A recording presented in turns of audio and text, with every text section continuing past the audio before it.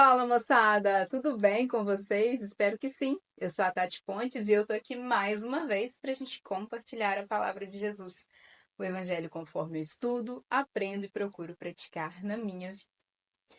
Hoje, domingo, a gente celebra na Igreja Católica a ascensão do nosso Senhor, né? A ascensão dele ao céu. Esse dia a gente comemora sempre 40 dias após a Páscoa. E todas as vezes que cai no dia de semana, cai quinta-feira, né? Como caiu esse ano, a gente celebra no domingo para que mais fiéis possam participar dessa solenidade. Toda solenidade a Igreja Católica sabiamente joga para o domingo, porque sabe que durante a semana não são todas as pessoas, todos os fiéis que conseguem participar das solenidades. Então hoje a gente comemora a ascensão, a subida do nosso Senhor ao céu, né? Ele foi para o céu, ele subiu, né, à direita de Deus Pai, assim como a gente professa no nosso creio. Então é um domingo de muita alegria e um domingo em que a palavra ricamente nos diz em Lucas, o capítulo é o 24, dos versículos 46 ao 53, que nos diz o seguinte: E lhes disse: Assim está escrito, que o Messias tinha de sofrer e ressuscitar dos mortos no terceiro dia, e que em seu nome fosse anunciado e o arrependimento para o perdão dos pecados a todas as nações, começando por Jerusalém. Vocês são testemunhas disso. Eis que eu enviarei sobre vocês o que o meu Pai prometeu. Portanto, fiquem na cidade até serem revestidos da força do alto. Então, Jesus os levou para fora da cidade, até Betânia, e erguendo as mãos, os abençoou. E enquanto os abençoava, afastou-se deles e era elevado ao céu. Eles ficaram ajoelhados diante dele e depois voltaram a Jerusalém com grande alegria. E estavam sempre no templo, louvando a Deus. É muito lindo esse evangelho, é muito maravilhoso, que durante a semana a gente estava, né, meditando aí o evangelho de São João, que nos diz muito sobre a esperança dessa alegria, né? Jesus ali na última ceia, como ele falava com os discípulos, que mais um tempo eu vou ficar aqui, mas depois eu vou para o Pai, depois eu volto, vocês vão ficar angustiados, mas depois essa angústia se transformará em alegria quando me verem novamente. É uma promessa. E até então, os discípulos meio sem entender aquilo tudo que Jesus havia falando, porque não tinha acontecido ainda a morte e crucificação do nosso Senhor. Era um anúncio daquela morte, mas os discípulos nem queriam acreditar naquilo que Jesus estava falando. Para eles era mais fácil acreditar que era mais um sermão ali que estava meio entre linhas, porque eles não queriam acreditar naquela morte. Eles não estavam seguindo o Messias para que o Messias fosse morto, crucificado e passado por tudo que ele passou. Então eles não queriam acreditar, não é nem que eles não acreditavam, eles não queriam. E não entendiam muito aquele discurso de eu vou para o Pai, vocês vão ficar tristes, mas depois vocês vão se alegrar, e aquilo tudo era muito confuso para eles naquele momento. Só que aqui, essa crucificação já aconteceu, a ressurreição já é um fato, eles viram Jesus ressuscitado, mas ainda assim não se sentiam capacitados de levar tudo aquilo que eles aprenderam, até porque Jesus vai continuar. Essa força que a gente sente, que arde o coração quando ele está presente, quando ele está com a gente, quando ele chega, que dá vontade, aquela paz, né, que excede toda inteligência, quando ele chega, aquela vontade que a gente tem de o tempo todo de ficar com ele, de falar sobre o amor dele, sobre as coisas dele, isso vai permanecer? Ele vai continuar conosco? Então, assim, para eles era muito incerto isso tudo. E eles tinham medo, sim, de levar, de abrir a boca para falar de Jesus, porque eles não tinham a segurança que tinham na presença do Jesus. Era como se Jesus garantia para eles que nada iria acontecer, né? Eles estavam ali com Jesus. E aí Jesus faltava, a insegurança batia de novo. Quando a gente celebra a ascensão do nosso Senhor, né, do de 40 dias após a Páscoa, até os próximos 10 dias, né, até 50 dias após a Páscoa, que a gente da Igreja Católica celebra, Pentecostes, né, 50 dias após a Páscoa. E nesse dia da Ascensão, logo depois da Ascensão, a gente começa a novena do Divino Espírito Santo, Pentecostes, que a gente celebra a primeira novena. A nossa Igreja Católica, ela é toda numa tradição baseada na Bíblia, ela é toda. Não é nada que ninguém inventou de trás da orelha, né? Ninguém inventou os ritos da Igreja Católica. Eles são, sim, frutos de tudo que a gente imita aqui da Sagrada Escritura, da Bíblia. Quando aconteceu a ascensão de Jesus ao céu, ele frisa muito, muito para os discípulos aqui que eis que enviarei sobre vocês o que meu pai prometeu. Portanto, fiquem na cidade até serem revestidos da força do alto. Eles ficaram os 10 dias no cenáculo com Maria, aguardando essa força do alto. Né? Jesus falou para eles ficarem na cidade até serem revestidos. Aqui coroa para eles esse medo, essa insegurança. Eu vou levar Jesus, eu não vou levar Jesus. Eu vou falar do amor de Jesus, eu não vou falar do amor de Jesus. Eu corro riscos assim como Jesus. O que eu vou fazer? Aquela insegurança que eles tinham, né? E aqui Jesus fala: eu vou mandar uma força do alto. Vocês serão revestidos de uma força do alto. E eles aguardaram, eles ficaram em novena, em espera, né? Eles ficaram em preparação para que essa força viesse. E assim é o que nós estamos vivendo hoje na nossa igreja. Essa preparação para essa força do alto, para Pentecostes, né? Essa preparação para receber o Espírito, para a gente ser revestido desse Espírito, dessa força do alto. O Espírito Santo para nós é a certeza de que Jesus não vai. É como se até a crucificação era incerto, né? Até a crucificação para esses discípulos era o que vai acontecer, né? Como que a gente que era seguidor dele, era, né, escutava os ensinamentos desse mestre, como que nós vamos passar por isso e vamos continuar levando o amor dele, a palavra dele? Era incerto, não tinha certeza disso.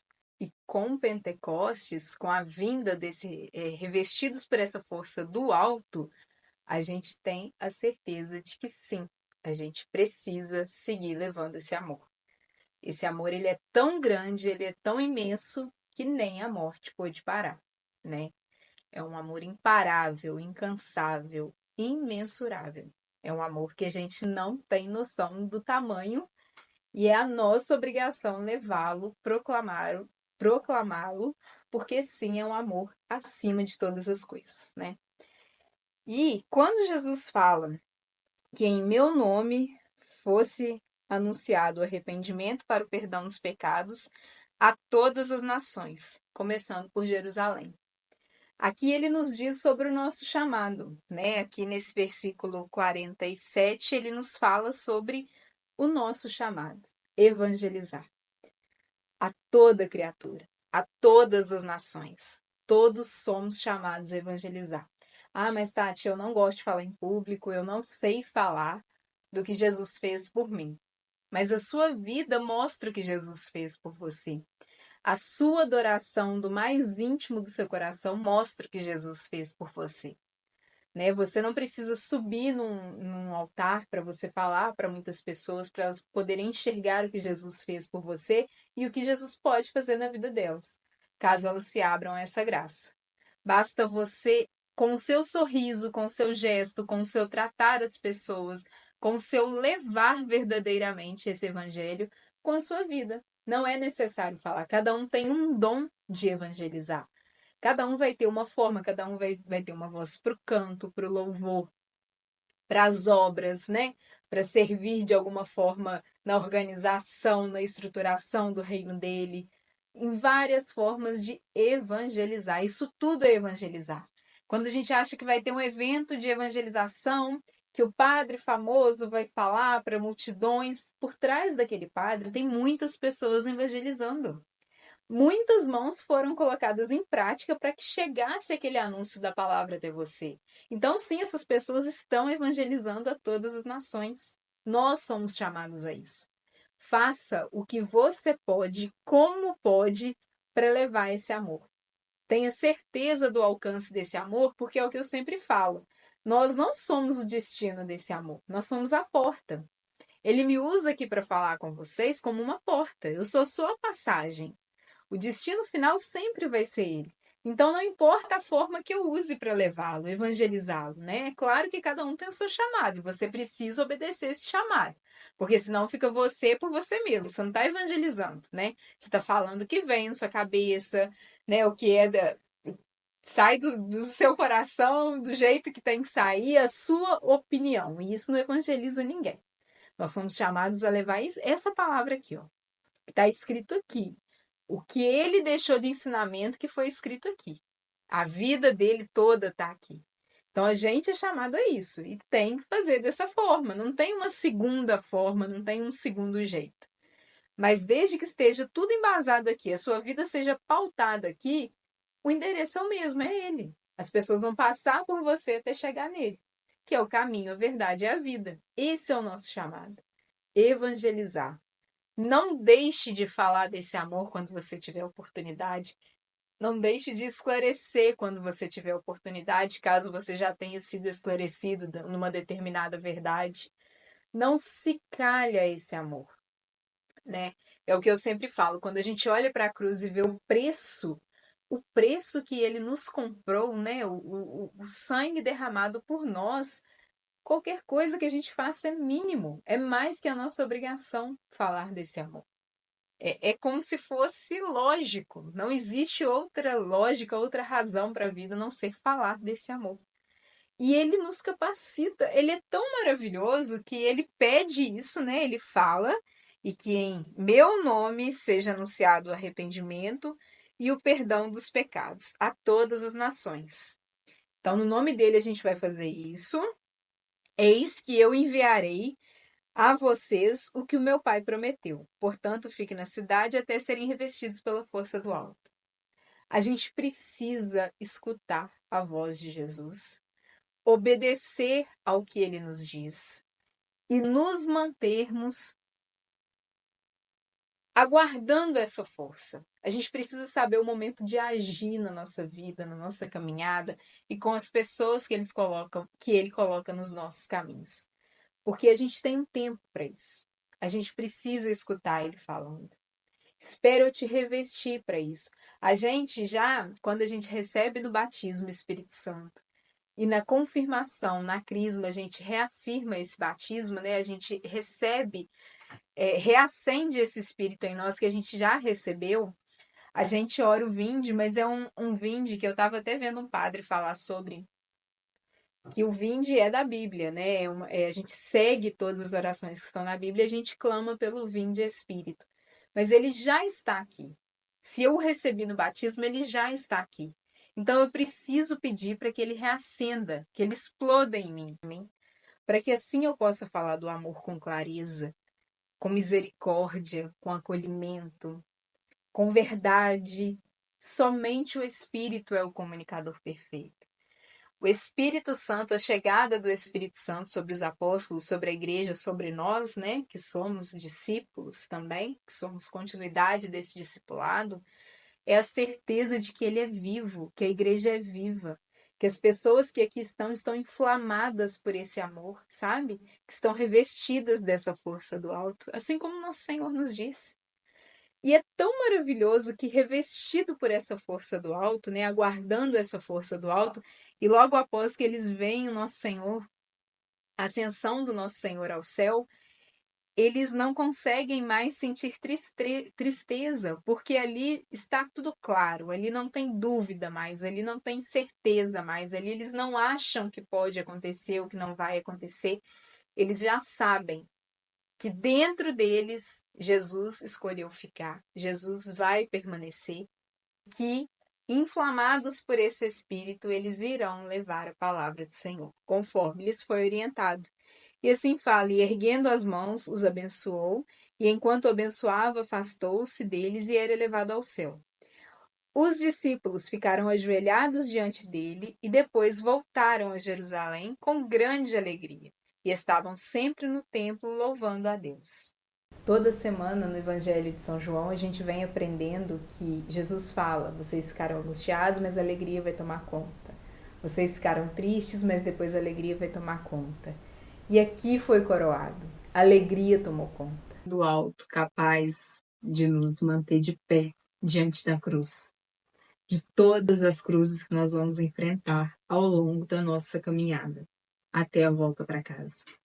Até a gente, assim como Jesus nos confirma, tudo que Jesus falou, ele confirmou. Tudo que estava na Escritura foi confirmado. E a nossa profissão de fé, né, na vida eterna que tanto ele nos falou, assim que ele vence a morte, ele confirma também, né, a nossa vida eterna, a nossa crença nessa vida eterna. Então, tudo que ele falou, os discípulos podiam confiar. Tudo que ele falou era verdade, era provado, comprovado. E a partir dali eles viveriam com essa força do alto, revestidos por essa força do alto. A certeza deles seria diretamente do alto, não teria mais dúvidas. Não tenho que pensar, será que vai acontecer, será que não vai acontecer? Está tudo confirmado. Tudo que vai acontecer, os discípulos já sabiam, né? A vida eterna estava confirmada. Então, para que sentir tristeza? Para que duvidar, né? A nossa fé, ela é muitas vezes testada com as tribulações da vida, com os processos que a gente tem que passar, que são processos que sempre estarão presentes. Durante toda a nossa caminhada, a gente vai viver em altos e baixos até voltar para casa. Isso é fato. E são os momentos bons que nos sustentam nos momentos ruins, né? Que nos fazem pensar que a gente também já passou por isso, que também isso já passou e ficou para trás e a gente conseguiu vencer. E assim como a gente já venceu, a gente vai continuar vencendo em Cristo, nessa força do alto, nesse sopro do alto que nos fortalece, né? A certeza de que a vida eterna venceu. E foi coroado, a vida eterna venceu, é um fato, é uma certeza, né? E eles não conseguem mais ficar tristes. Ah, então quer dizer que não teve mais sofrimento, né? Cada discípulo ali morreu de uma forma forte, né? Uma forma marcante, uma forma com sofrimento também. Seguindo Jesus, eles participaram também da dor de Cristo, né? Viveram também até a morte, morte muitas vezes dolorida ali por Cristo, né? Com Cristo, em Cristo e por Cristo. E nesses momentos não sentiram dor, não ficaram tristes, não choraram. Claro, claro. Porém, a certeza da vida eterna era maior. É a certeza de que Maria passou, gente, aos pés da cruz de pé. É a certeza da promessa do Senhor, né? Ela estava sob uma promessa. Ela sabia que Deus Pai tinha escolhido ela para uma missão.